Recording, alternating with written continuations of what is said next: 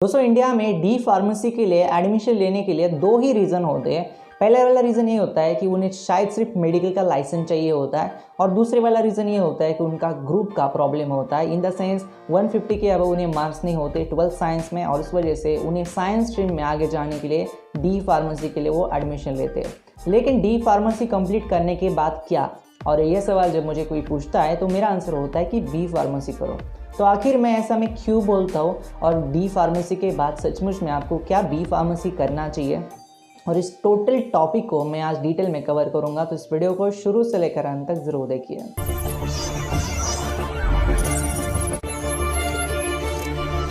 दोस्तों अगर मैं कंपेयर करता हूँ इंडियन फार्मास्यूटिकल इंडस्ट्री के या फिर इंडियन फार्मेसी एजुकेशन को किसी और कंट्री के फार्मेसी एजुकेशन के साथ, तो इंडिया हम कई गुना पीछे पड़ जाते हैं। इसका रीज़न ये होता है कि इंडिया में फार्मेसी में आना बहुत ईजी होता है। मैं हालांकि वो किसी को ब्लेम नहीं कर रहा हूँ कि जो डी फार्मेसी कर रहे हैं वो डायरेक्टली आ जाते हैं, लेकिन मेरा मानना ये है कि क्वालिटी अगर आपको चाहिए तो आपको कुछ ना कुछ कठोर या फिर हम बोल सकते हैं थोड़े स्ट्रिक्ट नॉर्म्स बनाने पड़ेंगे।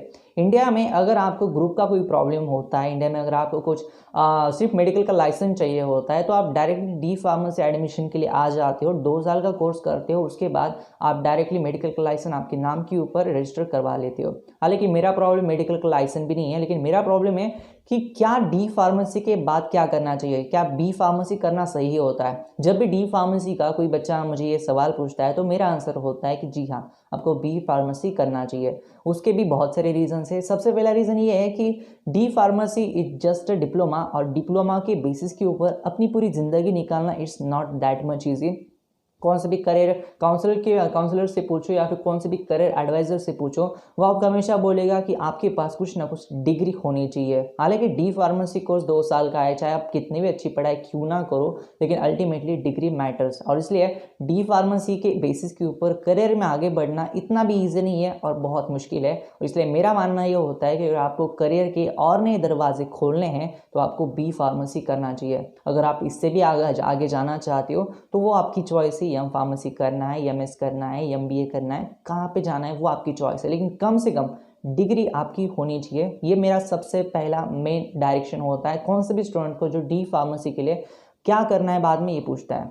दूसरा रीज़न, इंडस्ट्री में अगर आप किसी और से पूछोगे कि डी फार्मेसी के जॉब ज़्यादा अवेलेबल है या फिर बी फार्मेसी के जॉब ज़्यादा अवेलेबल है, तो आपको अल्टीमेटली आंसर मिल जाएगा कि डी फार्मेसी के बाद बहुत कम जॉब्स अवेलेबल होती है। जो होते हैं वहाँ पे सैलरी नहीं होती, यहाँ पे जो जॉब्स होते हैं वहाँ पे आपको क्वालिटी ऑफ वर्क नहीं मिल पाता, यानी बहुत सारा स्ट्रगल करना पड़ता है। और डी फार्मेसी में 2 साल के अंदर लगभग 40 से 50 सब्जेक्ट आप पढ़ते हो, और वो एक ही वे में यानी बहुत कम टाइम फ्रेम में आप पढ़ते हो। इसलिए आपका जो पढ़ाई लिखने का तो तरीका होता है, फिर फार्मेसी का जितना बेसिक नॉलेज होता है वो तो आपको हो जाता है, लेकिन एडवांस चीज़ें पढ़ने के लिए आपके पास ज़्यादा ऑप्शंस नहीं बचते डी फार्मेसी के अंदर।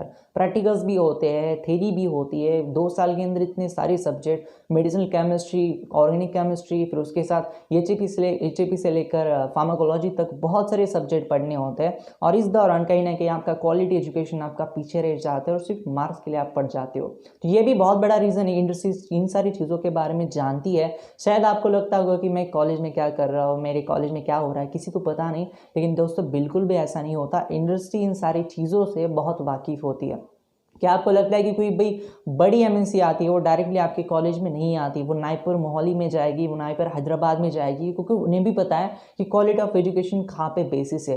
इसलिए मेरा मानना यही है कि डी फार्मेसी के बाद अगर कुछ करना है तो आपके पास एक ही ऑप्शन बचता है। वैसे भी डी फार्मेसी कोई दूसरे कोर्स के लिए बेसिक एजुकेशन कंसिडर नहीं किया जाता, तो आपके पास एक ही ऑप्शन होता है, वो आपको हासिल करना चाहिए कि बी फार्मेसी करो, फिर आगे पढ़ना वो आपकी चॉइस है। ये था आज का वीडियो एंड करने से पहले अगर आपने मुझे इंस्टाग्राम के ऊपर फॉलो नहीं किया है तो आप बहुत बड़ी गलती कर रहे हो। इंस्टाग्राम के ऊपर जाओ, वहाँ पे मुझे फॉलो करो। आपको जो इस चैनल का नेम दिख रहा है विशाल वाबे लाइव, सेम नेम को आपको इंस्टाग्राम के ऊपर सर्च करना है। चैनल के ऊपर पहली बार है तो चैनल को सब्सक्राइब कर देना, इस वीडियो को लाइक कर देना, इस वीडियो में कोई चीज़ कमेंट कर देना। धन्यवाद दोस्तों ये वीडियो देखने के लिए, धन्यवाद।